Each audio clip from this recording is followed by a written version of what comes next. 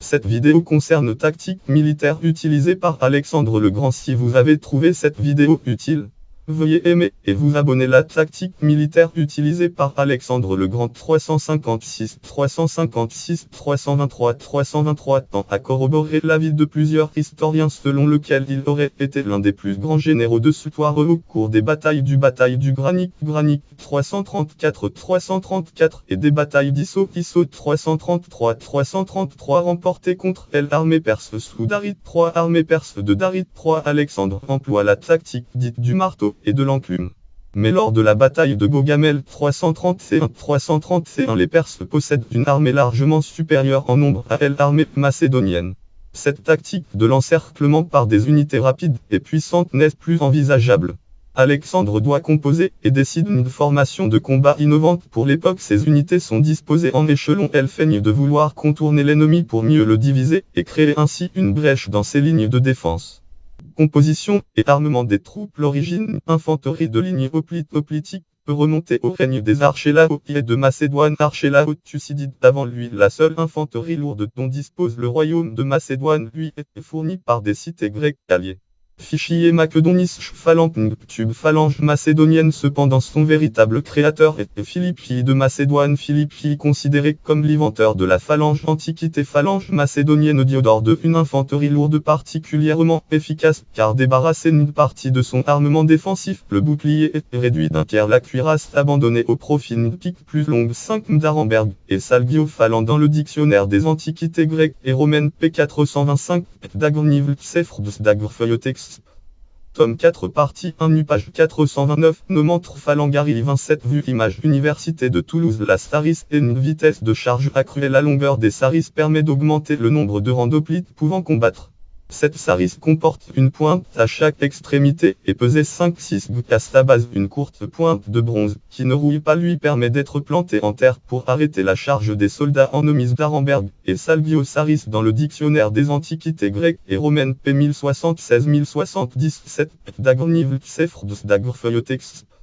Tome 4 partie de page 272 Nomentre Saris à vue image Université de Toulouse. Cette stratégie est particulièrement efficace pour briser les charges de cavalerie ou des phalanges adverses. Mais la phalange macédonienne est tout aussi redoutable en utilisation offensive. Le principe est d'accumuler le maximum d'énergie cinétique pour que l'impact des lances soit le plus dévastateur possible. Pour cela, les hoplites chargent en groupe compact sur 16 rangs si serrés que leur masse se cumule. L'allègement de l'équipement augmente la vélocité de la phalange. Or l'énergie cinétique est proportionnelle au carré de la vitesse E1. Dès lors les phalanges macédoniennes sont beaucoup plus puissantes que leurs homologues classiques et l'impact est susceptible de renverser plusieurs rangs de fantassins adverses.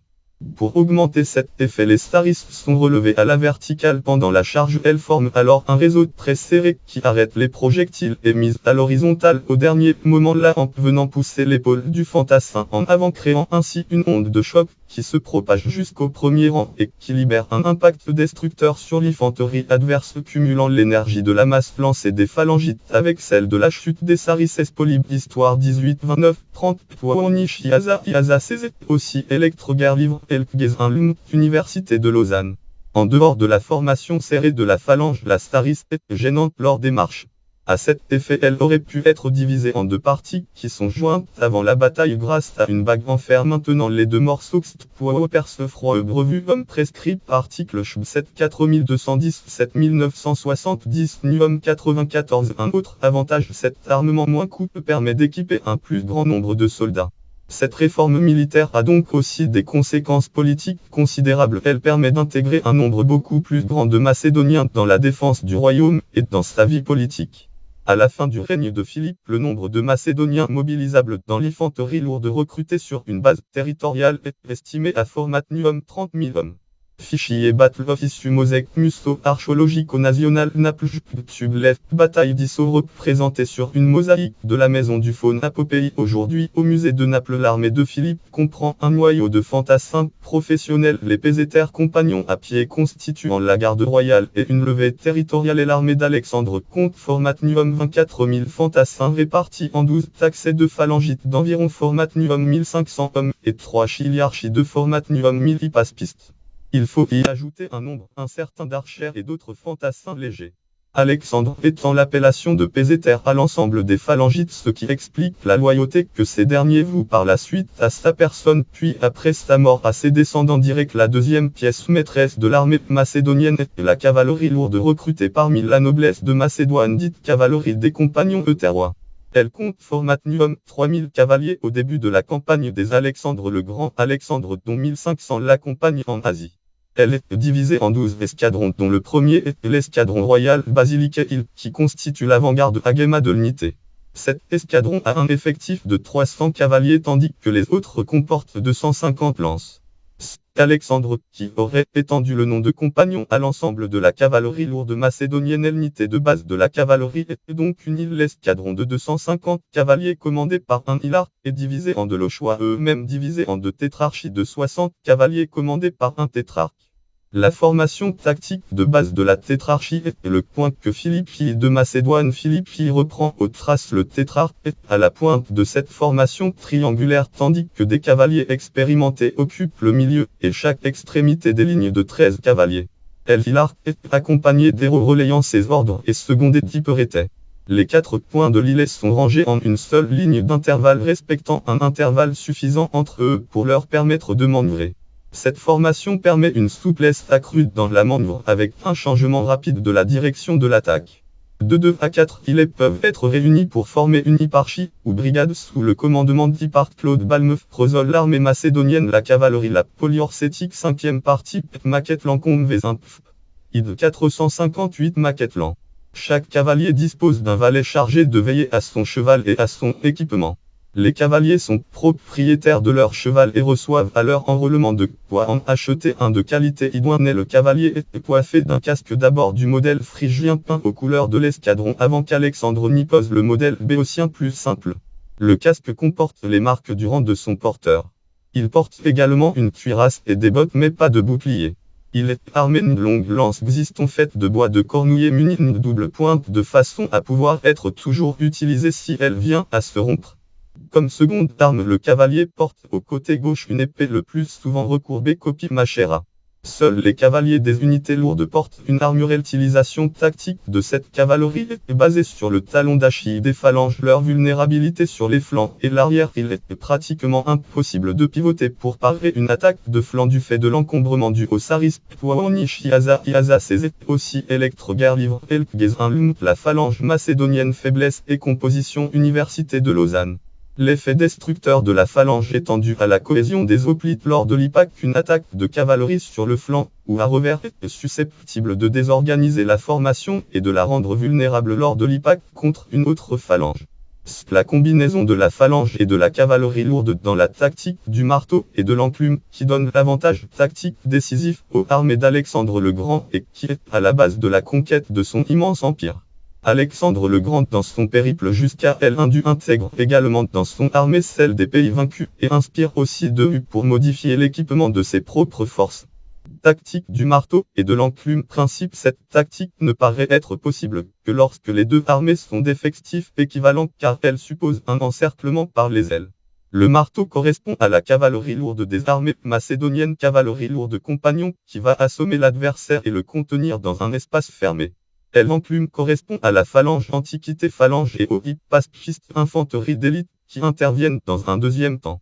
Étape 1. Le marteau pour attirer les forces adverses loin de leur centre. La cavalerie macédonienne contourne les flancs adverses systématiquement par le flanc droit commandé par Alexandre en personne, puis elle tente de se placer à l'arrière des troupes adverses, les obligeant ainsi à se regrouper. Fichier technique du marteau et de l'enclume. Fichier technique du marteau et de l'enclume. Étape 2. L'enclume attaquée par l'arrière. Les troupes adverses sont surprises par la rapidité et la force d'IPAC de la cavalerie macédonienne au centre, la phalange et les pacifistes avançant pour ouvrir le deuxième front. Une fois encerclée, l'armée adverse est prise au piège. Généralement, il règne une grande confusion au sein de cette dernière car ces unités sont dispersées ou mal coordonnées. Fichier technique du marteau et de l'enclume. Fichier technique du marteau et de l'enclume. Tactique lors de la bataille de Gaugamel. La bataille de Gaugamel est l'affrontement décisif entre l'armée d'Alexandre et celle de Darit 331. Elle est aussi appelée bataille d'Orbel à Diabène compte tenu de sa proximité relative avec la cité d'Orbel actuelle Erbil dans le nord de l'Irak. État des forces, Alexandre le Grand dispose d'une armée de formatnium 47 000 hommes, ce qui est peu face à l'imposante armée de Dari, évaluée par les historiens modernes entre formatnium 250 000 et formatnium 300 000, montant maximal étant donné les problèmes d'approvisionnement. La technique du marteau et de l'aile en plume, qui a fondé jusque-là les victoires d'Alexandre, n'est plus la clé de la victoire. Il est en effet impossible de contourner l'armée perse. Fichier bataille de Gogamel. Déroulement de la bataille. Disposition en échelon afin de ne pas se faire encercler par l'innombrable cavalerie perse. Alexandre décide de disposer ses troupes en échelon. Un dispositif totalement innovant pour l'Antiquité. Alexandre prend la tête de la cavalerie des compagnons sur l'aile droite, tandis que Dari III reste au centre, au milieu de ses troupes. Afin d'occuper le maximum de terrain, Alexandre décide de partir loin sur son flanc droit. Il avance au trot pour être suivi de près par ses bataillons de tirailleurs d'élite hommes à pied, équipés de frondes ou de lances à courte portée qui disposent en soutien. Ils se débrouillent ainsi pour masquer leur présence à la vue de l'armée perse. Les phalangites et les cavaliers thessalines et thraces qui tiennent l'aile gauche sous le commandement de Parménion ont pour mission de maintenir le plus longtemps possible leur position. Fichier bataille de Gogamel. Occupation maximale du terrain. Le plan d'Alexandre fonctionne. Les troupes abaissent et ses lettres arbitrairement données pour permettre une identification rapide, lui emboîtant le pas, créant ainsi une brèche dans l'armée perse. D'un revers très rapide, Alexandre arrête puis fait demi-tour en direction de cette brèche. Les frondeurs et javeliniers, qui jusque-là étaient masqués par la cavalerie droite, sont maintenant découverts et libres d'agir. Sur les autres fronts, la cavalerie de l'aile gauche et l'infanterie d'Alexandre tient bon malgré l'assaut des chars à fosse sur le centre macédonien. Fichier bataille de Gogamel. Bipng. Retraite de Dari. Les frondeurs et javeliniers harquellent les troupes perses abaissent et saises afin de les perturber dans leurs manœuvres. Déstabilisées, elles se désordonnent. Alexandre engouffre dans la brèche et décide de poursuivre Dari III juché sur son char au milieu de la cavalerie des parents du roi. Comprenant tardivement la stratégie d'Alexandre, Dari III n'a d'autre choix que de fuir. La retraite est sonnée. Sur les autres fronts, la cavalerie de l'aile gauche et la phalange commencent à donner des signes de faiblesse, car le signal de la retraite n'a pas été entendu par les troupes perses qui se battent avec l'énergie du désespoir. Fichier bataille de Gogamel. Poursuite de Dari. Alexandre est, comme à bataille d'Issos, sur le point de mettre la main sur Dari, mais sa cavalerie de l'aile gauche est très affaiblie. Alexandre décide dès lors de laisser filer Dari pour soutenir son flanc gauche. Profitant de cette situation, les troupes perses fuient le champ de bataille avec leur chef. Alexandre est certes victorieux alors que la situation de départ ne lui paraissait guère favorable, mais il apparaît déçu de ne pas avoir réussi à tuer ou capturer le grand roi. Fichier bataille de Gogamel. Dari enfuit avec sa garde des mélophores immortels et des cavaliers de Bactriane. Alexandre se lance à sa poursuite dans les heures qui suivirent, chevauchant en vain avec ses compagnons sur une distance de 120 m. Dari meurt quelque temps après dans les montagnes de Médie, assassiné par ses dignitaires. À la suite de cette victoire, Alexandre est couronné roi d'Assi-Lordé.